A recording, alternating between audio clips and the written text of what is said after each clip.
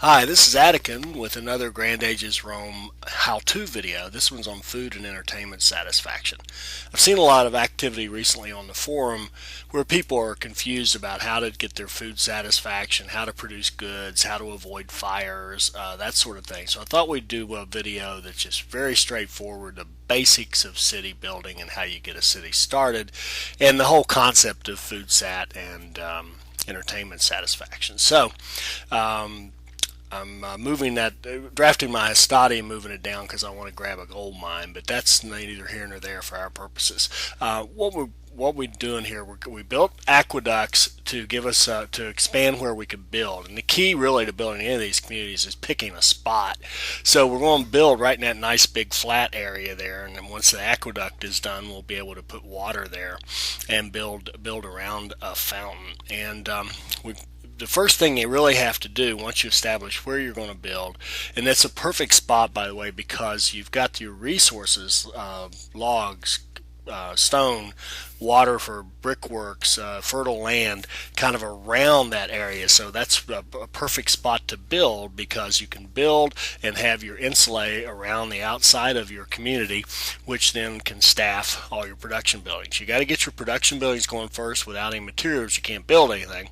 So we're putting down kind of the northern end, if you will, of our community, and we're going to try to set up our basic 2 log, 2 brick, 1 stone quarry beginning, which gives you your basic fundamental materials, and then you can add to that as you go along to get more production. But to get a good start, you really kind of need the 2 log, 2 brick, and 1 stone quarry. So we're going to build that, and you can also build, like, this is going to be the, if you will, the northernmost end of the community, and you can build 5 across or 6 across lengthways. Like this seems to work pretty well, and you'll see what I mean later about how that fits. But we're going to cut it off at 5 because I want to leave some room over there to build our farms. So we're just starting our community up, and we're going to start our first food chain, which will be, in our case, it'll be a bakery.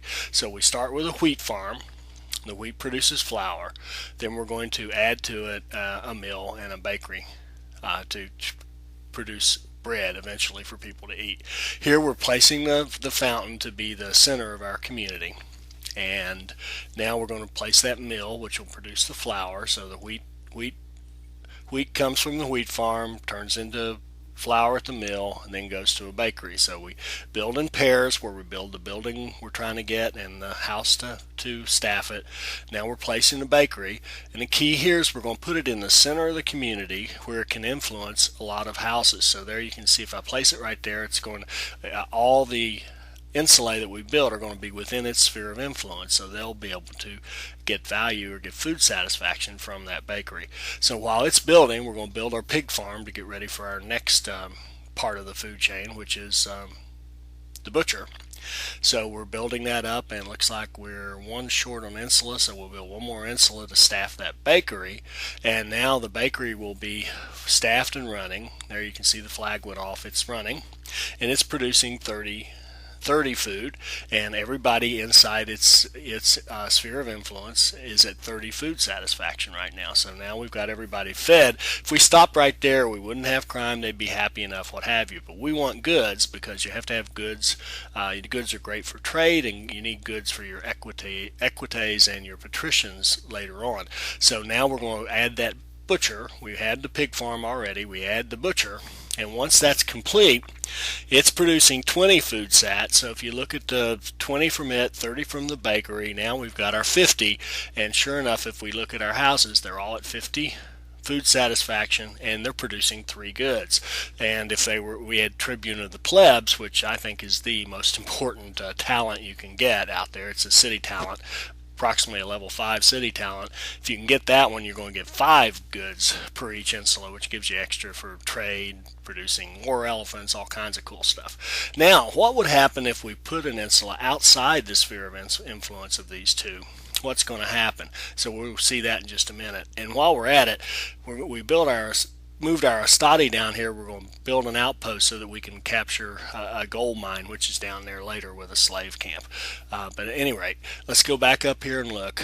Now we've built this house that's outside the sphere of influence, and you can see it is not getting the full 50. It's getting some food because it's still, there's a diminishing effect as it goes out away from the radius. So you want to be in that sweet spot as much as you can. That's how you get your 50. And you can see there that our overall food sat is now down to 48. Yet we're still getting plenty of goods production from all those houses that are actually getting the 50. So the goods production comes from individual houses, not your overall rating. So our overall food rating right now is at 48 because we intentionally built that house out too far away, but we're still getting goods production from all the ones that are inside it. So we're looking good from that point of view. Now, wanted to show you, how do you tell how far out can I really build to get that?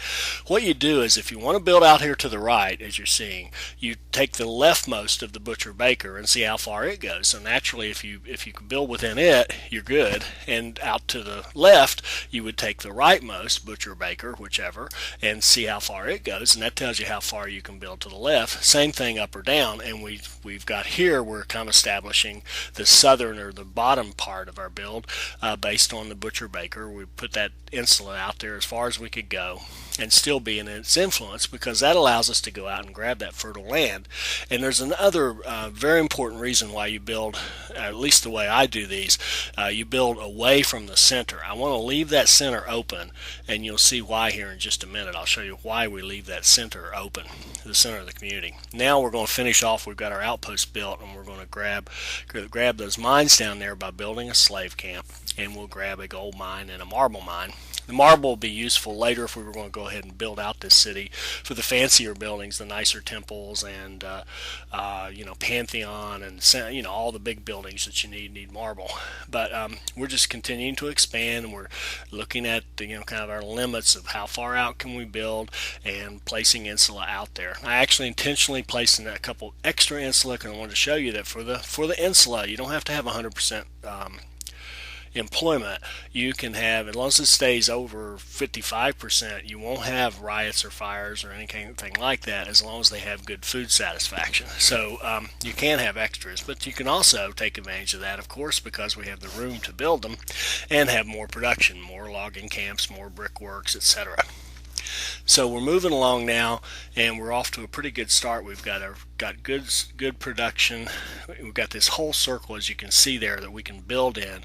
And as you can see, we're building away from the middle to leave the middle. And here's why: because we want to take the middle of the community, and we want to put our temples and schools and what have you in there, so that and entertainment buildings, so that they can influence as many houses as possible and get you the highest rating and the highest income. So we're building that temple to Saturn, and that temple to Saturn now has a lot of people under its influence. Same thing with the school, and that way both of those will be very effective for us. We'll advance into entertainment and solving some problems as they develop in part 2.